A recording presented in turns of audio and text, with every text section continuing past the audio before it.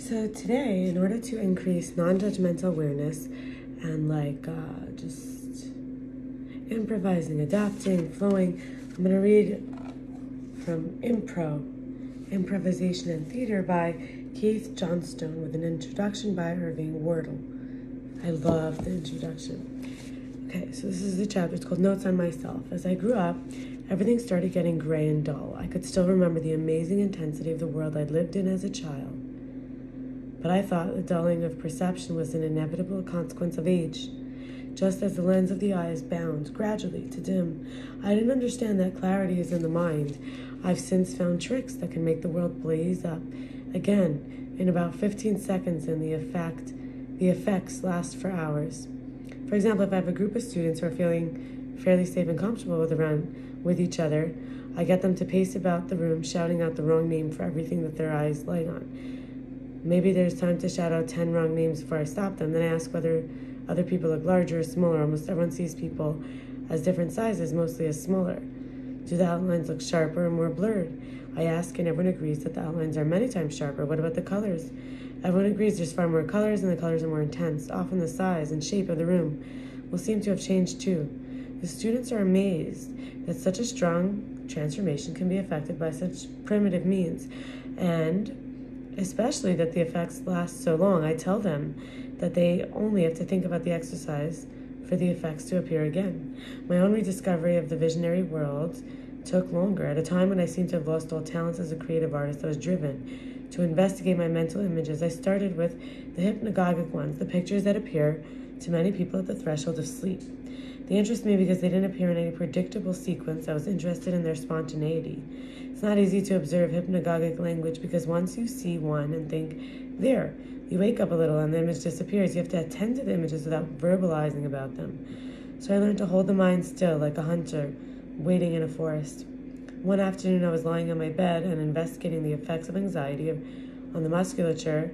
How do you spend your afternoons? The writer asked. I was relaxing myself and conjuring up horrific images that had recalled an eye operation I'd had under local anesthetic, when suddenly I thought of attending to my mental images just as I had to the hypnagogic ones, and the effect was astounding. They had all sorts of details I hadn't known about, and I certainly hadn't chosen to be there. The surgeons' faces were distorted, their masks were thrusting out almost as if there were snouts beneath them. The effects were so interesting I persisted. I thought of a house and attended to the image and saw the doors, windows bricked in, the chimney still smoking, a symbol maybe for the inhibited state of time. At that time, I thought of another house and saw a terrifying figure in the doorway. I looked in the windows and saw strange rooms in amazing detail.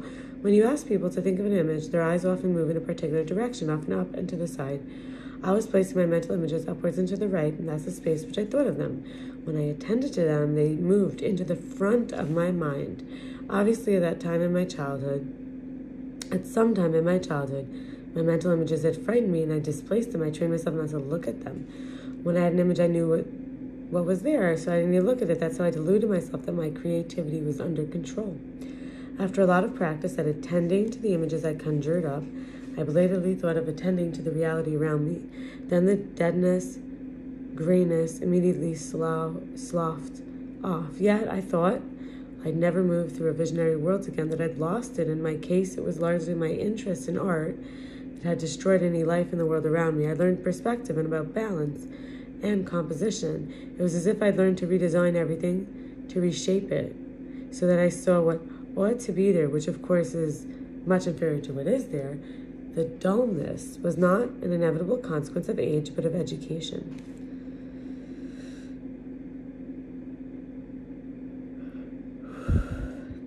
Contrariness. At about the age of 9, I decided never to believe anything because it was convenient. I began reversing every statement to see if the opposite was also true. This is so much a habit with me that I hardly notice I'm doing it anymore. As soon as you put a knot into an assertion, a whole range of possibilities open up, especially in drama where everything's in supposition anyway. When I began teaching, it was very natural for me to reverse everything my own teachers had done. I got my actors to make faces, insult each other, always to leap before they looked, scream and shout and misbehave in all sorts of ingenious ways. It was like having a whole tradition of improvisation teaching behind me. In a normal education, everything is designed to suppress spontaneity, but I wanted to develop it. cripples. I made a 2-minute film for a TV program. It was all in one shot, no cuts. Everyone who saw roared with laughter. There were people rolling on the cutting room floor, holding their sides. Once they recovered, they'd say, no, it's very funny. But we can't show that. The film showed 3 misshapen but gleeful cripples who were leaping about and hugging each other. The camera panned slightly to reveal that they were hiding around a corner and waiting for a normal person who was approaching. When he drew level, the cripples leaped on him and bashed him to a pulp with long balloons. When they helped him up, as battered and twisted as they were, and they shook hands with him, and the 4 of them waited for the next person. A psychotic girl. Once, I had a close relationship with a teenager who seemed mad when she was with other people, but relatively normal when she was with me. I treated her rather as I would a mask. And then he says, see mask, page 143.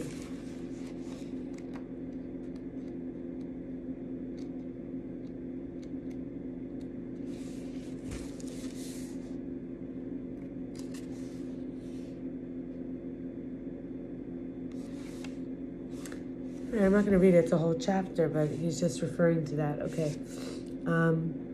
That is to say, I was gentle and didn't try to impose my reality on her. One thing that amazed me was her perceptiveness about other people. It was as if she was a body language expert. She described things about them which she read from their movements and postures that I found later to be true.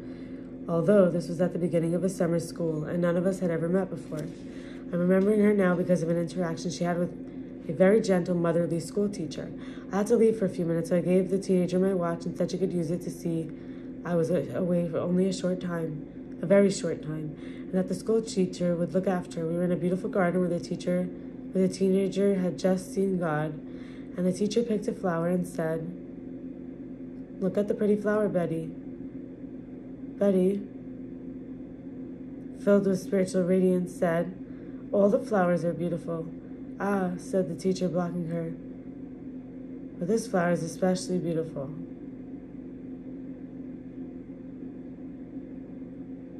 Betty rolled on the ground screaming, and it took a while to calm her. Nobody seemed to notice that she was screaming, can't you see, can't you see? In the gentlest possible way, this teacher had been very violent. She was insisting on categorizing and selecting. Actually, it is crazy to insist that one flower is especially beautiful in a whole garden of flowers, but the teacher is allowed to do this and not perceived by sane people as violent. Grown-ups are expected to distort the perceptions of the child in this way. Since then, I've noticed such behavior constantly, but it took a mad girl to open my eyes to it. Education as a substance. People think of good and bad teachers as engaged in the same activity as if education was a substance, and that bad teachers supply a little of the substance, and good teachers supply a lot. This makes it difficult to understand that education can be a destructive process, and that bad teachers are wrecking talent, and that good and bad teachers are engaged in opposite activities. I saw a teacher relax his students on the floor and then test for relaxation by lifting their feet 18 inches in the air and dropping their heels on concrete. Growing up. As I grew up, I began to feel uncomfortable. I had to use conscious effort to stand up straight. I thought adults were superior to children and that the problems that worried me would gradually correct themselves. It was very upsetting to realize that if I was going to change for the better, I'd have to do it myself. I found I had some severe speech defects, worse than other people's. I was eventually treated at a speech hospital. I began to understand that there was really something wrong with my body. I began to see myself as crippled in the use of myself. Such a great violinist would play on a cheap violin better than I would on a Strad.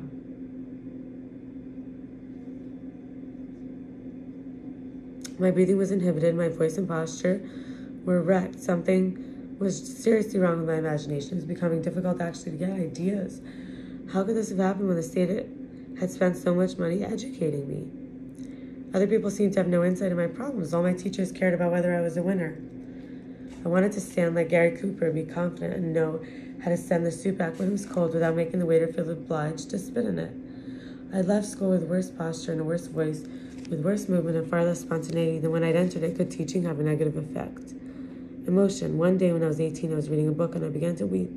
I was astounded. I had no idea literature could affect me in such a way. If I'd wept over a poem in class, the teacher would have been appalled. I realized that my school had been teaching me not to respond. In some universities, students unconsciously learn to copy the physical attributes of their professors leaning back away from the player film they're watching and crossing their arms tightly and tilting their heads back. Such postures help them feel less involved, less subjective. The response of untutored people is infinitely superior. I'm going to read one last part. This is called intelligence. I tried to resist my schooling, but I accepted the idea that my intelligence was the most important part of me. I tried to be interested. I tried to be clever in everything I did. The damage was greatest in areas where my interests in the school seemed to coincide. But in writing, for example, I wrote and rewrote and lost all my fluency. I forgot inspiration is not intellectual, and you don't have to be perfect. In the end, I was reluctant to attempt anything for fear of failure, and my first thoughts never seemed good enough. Everything had to be corrected and brought into line. The spell broke when I was in my early 20s. I saw a performance of Dovzhenko's Earth. I hope that's how you pronounce it. A film which is a closed book for many people, but which threw me in a state of exaltation and confusion. There's a sequence in which the hero Vasily walks alone in the twilight. We know he's in danger. We've just seen him comforting his wife, who rolled her eyes like a frightened animal. There are shots of mist moving eerily on the water, and silent horses stretching their necks, and corn stalks against the dusky sky. Then, amazingly, peasants lying side by side, and the men with their hands inside the women's blouses, and motionless, with idiotic smiles on their faces, they stare into the twilight. Vasily, dressed in black, walks through the Chagall village, and the dust curls up in little clouds around his feet, and he is dark against the moonlit road, and he is filled with the same ecstasy as the peasants. He walks and walks, and the film cuts and cuts until he walks out of the frame. Then the camera moves back, and we see him stop. In fact, he walks for so long, and the image is so beautiful, linked up with my own experience of being alone in the twilight, the gap between the worlds. And Vasily walks again, but after a short time, he begins to dance. And the dance is skilled, like an act of thanksgiving. The dust swirls around his feet so that he's like an Indian god, like Shiva, and with the man dancing alone in the clouds of dust, something unlocked in me. In one moment, I knew that the valuing of men by their intelligence is crazy, and the peasants watching the night sky might feel more than I feel, and the man who dances might be superior to myself, word-bound and unable to dance. From then on, I noticed how warped many people of great intelligence are, and I began to value people for their actions rather than their thoughts.